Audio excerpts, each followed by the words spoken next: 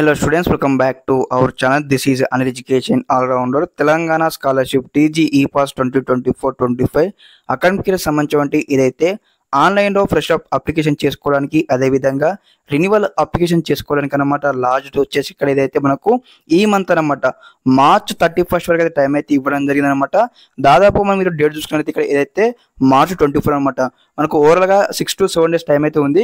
ఇంకెవరైనా స్టూడెంట్స్ అయితే ఒక స్కాలర్షిప్కి అప్లికేషన్ చేయకపోతే వెంటనే అప్లికేషన్ చేసుకోండి, రెన్యువల్ చేయకపోతే వెంటనే రెన్యువల్ చేసుకోండి. ఎందుకంటే టీజీ ఈ పాస్ అయితే మళ్ళీ ఎక్స్టెండ్ చేయదు కాబట్టి ఖచ్చితంగా అందరూ కూడా వీడైతే మీ ఫ్రెండ్స్ షేర్ చేయండి. తప్పకుండా వీలైతే మీకు సంబంధించిన వాట్సాప్ స్టేటస్ అయితే పెట్టుకోండి, ఎందుకంటే ప్రతి ఒక్కరు కూడా ఈ యొక్క స్కాలర్షిప్ అయితే అప్లికేషన్ చేసుకోవాలి. ఓకే, అప్లికేషన్ చేసుకుని పక్షానికి సంబంధించిన ఏదైతే ఫుల్ ఫీ రీంబర్స్మెంట్ వచ్చిన వారికి ఫ్రీ రీంబర్స్మెంట్ రాదు, స్కాలర్షిప్ రాదు అనమాట.